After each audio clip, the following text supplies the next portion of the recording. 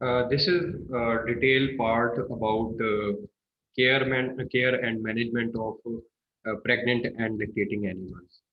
So in this part, the first I would discuss with you the main outline of this whole lecture. Uh, this outline includes the objectives and conception management, pregnancy determination, nutritional management, parturition management, and health management. First of all, we should understand the care objectives of care and management of pregnant animals. Basically, successful completion of pregnancy at term is a very important objective of this lecture. We should understand how we have to take care of our animals, pregnant animals specifically, so that they could complete their pregnancy successfully till the parturition or calving. Birth of healthy and viable newborn with optimal birth and potential weaning body weight. Another objective of this phenomenon. And the lastly, to optimize health, lactation, reproductive performance of animals. So these are basically general objectives of this whole lecture. First of all, I would discuss with you the conception management in cows. This whole graph basically describes this process of the gestation period.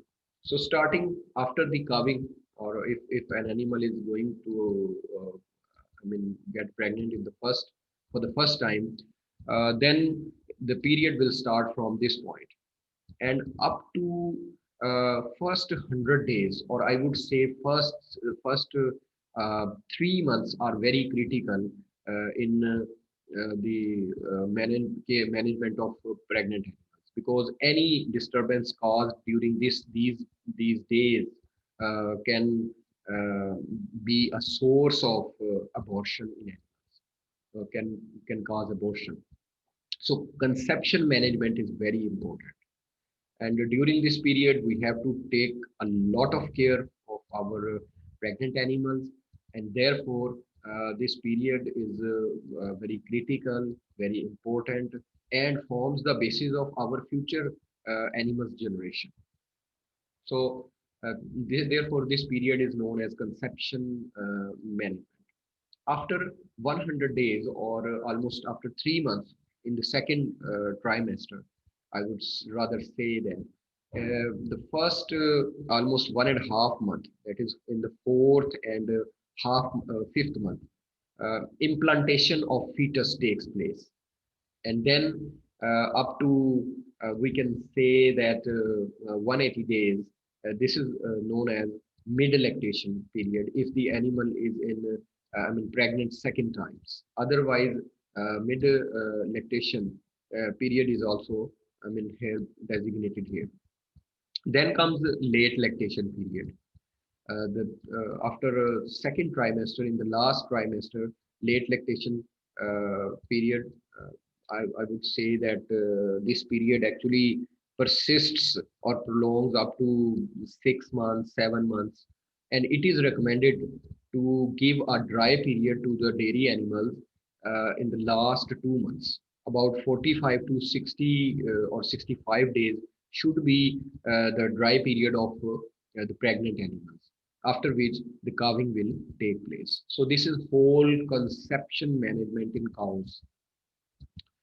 Uh, Determination of pregnancy is very important, especially at farm conditions, because and there are different methods to determine the pregnancy of animals. The first one is rectal palpation in cows. We can do this after 40 days of artificial insemination. Or there is another technique which is very efficient and quick, that is ultrasound technique. It can give us early diagnosis up to 22 days, and then also we can determine the sex of the calf. If there are twins, we can detect twinning, and also the health status of the uterus or ovary can also be determined using this technique. So determination of pregnancy starts after 40 days. And if you are going to do rectal palpation in cow, then it is recommended to do this after 40 to between 40 to 90 days, because this period is very critical. Nutritional management, another important aspect during the pregnancy of animal, and forms the basis of future generation health. Because if you are not going to take care specific measures regarding nutrition of animal or feed of animal, uh, the calves born will be weak, will be, I mean, low producers, will not have a proper growth curve. Therefore, nutritional management in this stage is of paramount importance. There are different basically components of feed.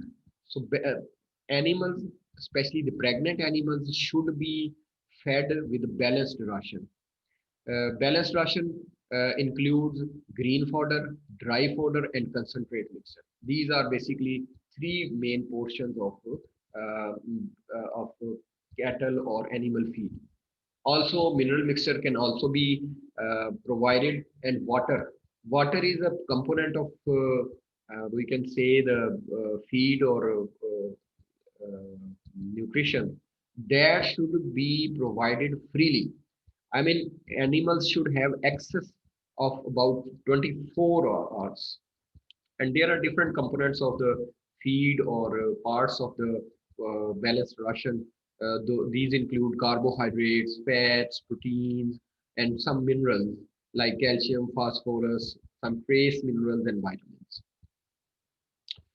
Uh, Here, uh, this graph is showing the daily energy requirements of lactating animal.